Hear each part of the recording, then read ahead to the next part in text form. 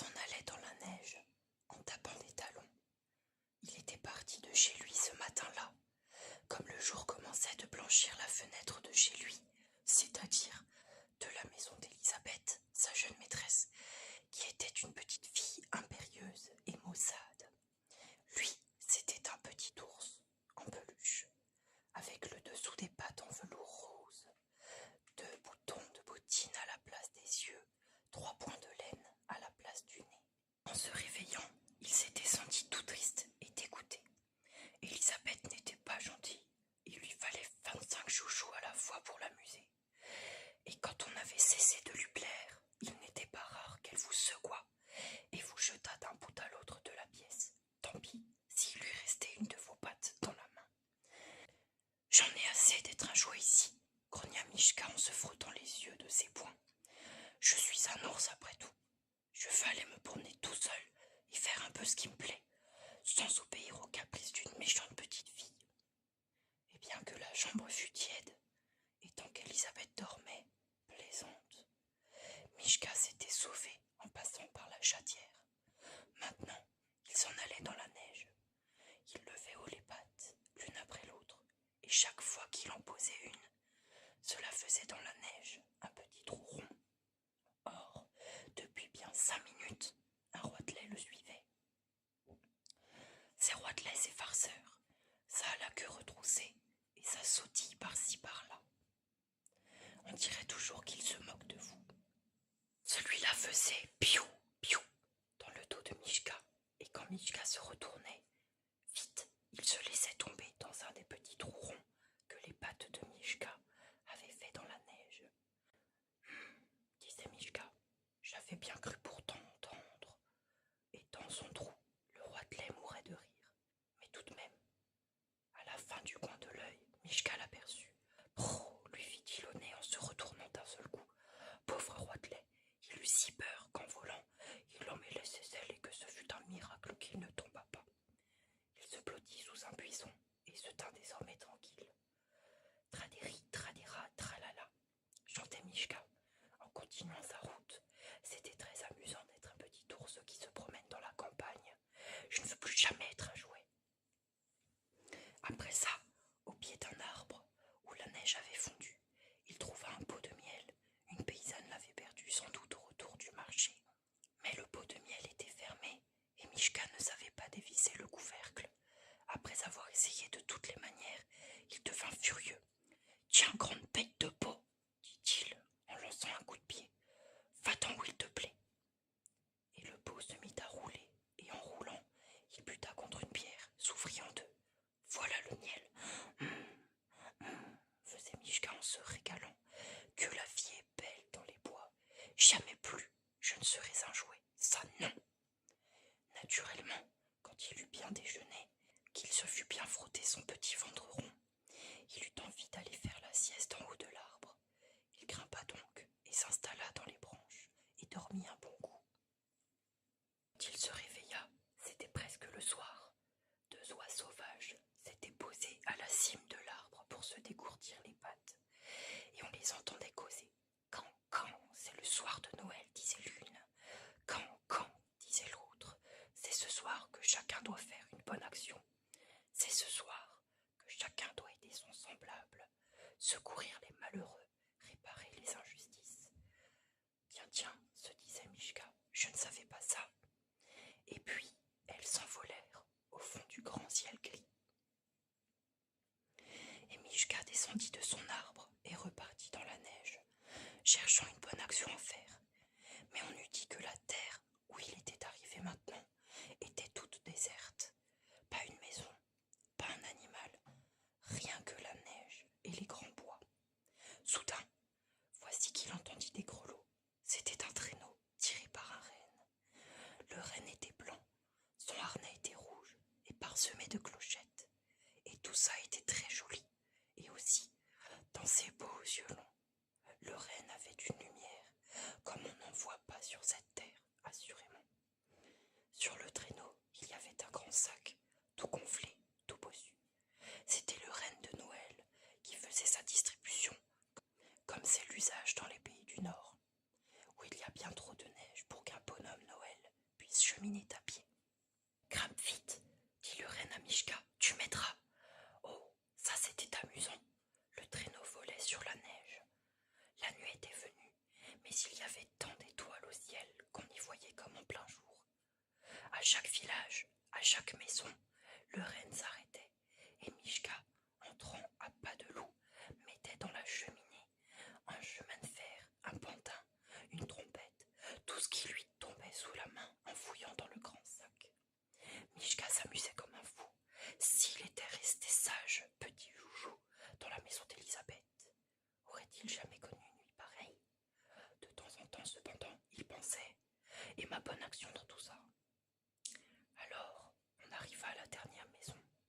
C'était une cabane misérable, à la lisière d'un bois. Mishka fourra la main dans le grand sac, tourna, fouilla, il n'y avait plus rien. Reine, oh reine, il n'y a plus rien dans ton sac. Oh, gémit le renne, dans cette cabane, il y avait un petit garçon malade. Demain matin, en s'éveillant, verra-t-il ses bottes vides devant la cheminée? Le renne regardait Mishka de ses yeux profonds. Alors, Mishka fit un soupir, embrassa d'un coup d'œil la campagne où il faisait si bon se promener tout seul, et haussant les épaules, levant bien haut ses pattes, une, deux, pour faire sa bonne action de Noël, entra dans la cabane, s'assit dans une des bottes et attendit le matin. Les bons amis, il neige tant et tant que les champs sont blancs, tout blancs. Ce petit lapin-là n'a plus rien à manger, rien. Il ouvre sa porte. Qu'il fait froid. Le petit lapin s'en va chercher quelque chose à manger. Et voilà qu'il trouve, savez-vous quoi? De carottes rouges, grosses comme ça, qui dormaient sous la neige. Croque, croque, croque, il en mange une. Il n'a plus faim. Il se dit, il fait si froid, il neige si fort. Le petit cheval, mon voisin, a sûrement faim. Je vais porter l'autre carotte chez lui. Cours, cours, le petit lapin, chez le petit cheval. Son voisin, toc toc, il ouvre la porte. Ah, le petit cheval n'est pas là. Il laisse la carotte et s'en va. Dans la neige qui glisse et crisse, le petit cheval cherche quelque chose à manger. Et voilà qu'il trouve, savez-vous quoi? Un gros navet blanc et violet qui faisait une bosse sous la neige. Croc, croc, croc, il mange le navet. Bon, bon, il n'a plus faim. Et il revient dans sa maison. Il rentre chez lui. Voilà Carotte et dit, qui me l'apporte? C'est le lapin gris. J'ai vu ses petits pas dans la neige. Comme il est gentil, ce petit lapin gris. Puis il se dit encore, il fait si froid, il neige si fort. Le mouton a sûrement faim. Vite, je lui porte cette carotte. Et je reviens. Galope, petit cheval, galope. Hop, hop, hop, hop, hop, hop, vers la maison du gros mouton. Toc, toc, il ouvre la porte. Ah, le mouton n'est pas là. Le petit cheval pose la carotte et s'en va. Le gros mouton frisé est allé chercher quelque chose à manger. Et voilà qu'il trouve, savez-vous quoi? Un chou rouge, bien caché sous la neige. Il mange le chou, feuille à feuille, croc, croc, croc. Il n'a plus faim. Il revient dans sa maison. Mouton entre chez lui. Voilà Carotte et dit, une carotte, qui me l'apporte? C'est le petit cheval, je parie. Je vois ses pas dans la neige. Et le mouton dit encore, il fait si froid, il neige si fort. Le chevreuil a sûrement faim. Je lui porte la carotte et je reviens. Le gros mouton trotte, trotte sur la neige, qui glisse et qui glisse sur les prés gelés à travers les bois, jusqu'à la maison du petit chevreuil roux. Toc, toc, il ouvre la porte. Ah, le chevreuil n'est pas là. Il laisse la carotte et s'en va. Le chevreuil est allé chercher quelque chose à manger. Il a trouvé, savez-vous quoi? Une touffe d'herbe gelée et les bourgeons d'un petit sapin. Il en mange tant qu'il n'a plus faim. Il rentre chez lui, voilà Carotte, et dit, qui me l'apporte? Le mouton marron, je crois, il a perdu un brin de laine en sortant d'ici. Et le chevreuil dit encore, il fait si froid, il neige si fort. Le lapin gris a sûrement faim. Vite, vite, je lui porte cette carotte et je reviens.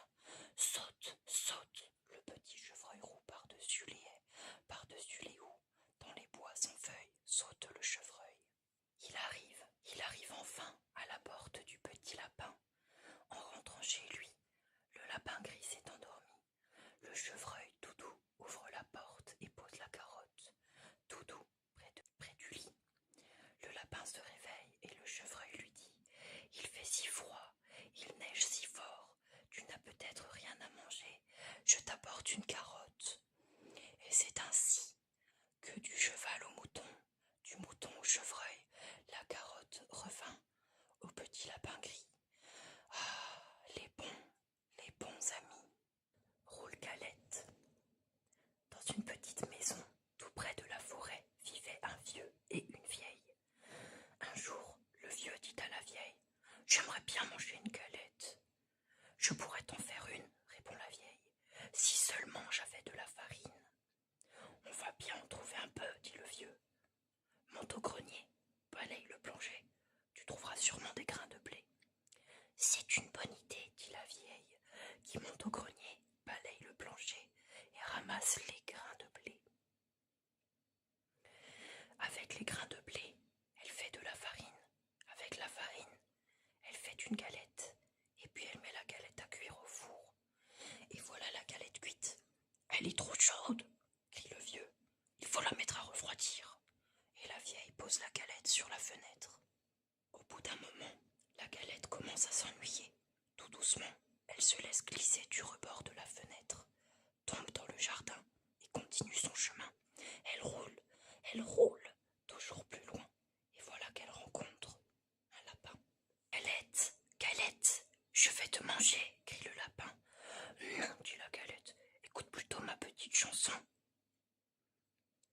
Et le lapin dresse ses longues oreilles. Je suis la galette, je suis faite avec le blé ramassé dans le grenier. On m'a mise à refroidir, mais j'ai mieux aimé courir. Attrape-moi si tu peux. Et elle se sauve si vite, qu'elle disparaît dans la forêt. Elle roule dans le sentier, et voilà qu'elle rencontre le loup gris. Galette, Galette, je vais te manger, dit le loup. Non, non, dit la galette, écoute plutôt ma chanson. Je suis la galette, je suis faite avec le blé ramassé dans le grenier. On m'a mise à refroidir, mais j'ai mieux aimé courir. Attrape-moi si tu peux. Et elle se sauve si vite, que le loup ne peut la rattraper. Elle court dans la forêt. Et voilà qu'elle rencontre un gros ours. Galette, Galette, je vais te manger, grogne l'ours de sa grosse voix. Non, non, dit la galette, écoute plutôt ma chanson. Je suis la galette, je suis faite avec le blé ramassé dans le grenier. On m'a mise à refroidir, mais j'ai mieux aimé courir. Attrape-moi si tu peux. Et elle se sauve si vite, que l'ours ne peut la retenir. Elle roule encore plus loin, et voilà qu'elle rencontre le renard. Bonjour Galette, dit le malin renard, comme tu es ronde, comme tu es blonde. La galette, toute fière, chante sa petite chanson, et pendant ce temps, le renard se rapproche, et quand il est tout près, il demande: Qu'est-ce que tu chantes, Galette? Je suis vieux, je suis sourd, je voudrais bien t'entendre. Qu'est-ce que tu chantes? Pour mieux se faire entendre, la galette saute sur le nez du renard, et de sa petite voix, elle commence: Je suis la galette, je suis faite avec le... Mais le renard l'avait mangé.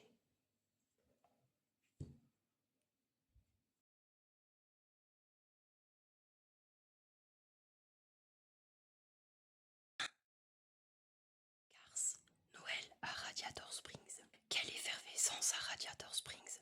Toutes les voitures s'activent pour terminer les derniers préparatifs de Noël. Pendant ce temps, Shérif patrouille dans les rues de la ville. Aucun excès de vitesse ne sera toléré par le policier. Flash et Sally décorent un fantastique arbre de pneus. Grâce à son crochet, Martin suspend les guirlandes de lumière.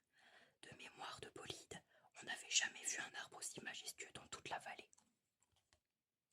Après tous ces efforts, le réconfort.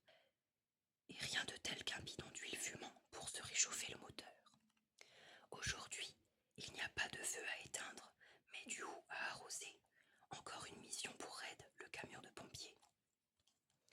Mais où est Martin? Enfin le voilà. Il tire un traîneau rempli de jolis cadeaux pour les habitants de la ville.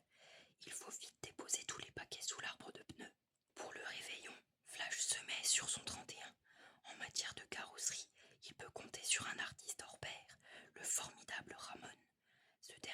un superbe éclair vert sur la portière de Flash. La voiture de course a un look d'enfer. Luigi préfère s'occuper de la décoration. Avec un pneu et des rubans, il confectionne une couronne à suspendre à la porte du magasin. Guido se charge de faire briller les pneus neige comme des sous-neufs. Quelle équipe de choc! Flash McQueen prend des cours de chasse-neige. Grâce à lui, les habitants pourront rouler en toute sécurité dans la ville. Tous les préparatifs de Noël sont terminés. La ville brille de mille feux. Les habitants improvisent alors une bataille de boules de neige. À l'attaque! Noël est le meilleur moment de l'année, et ce n'est pas Martin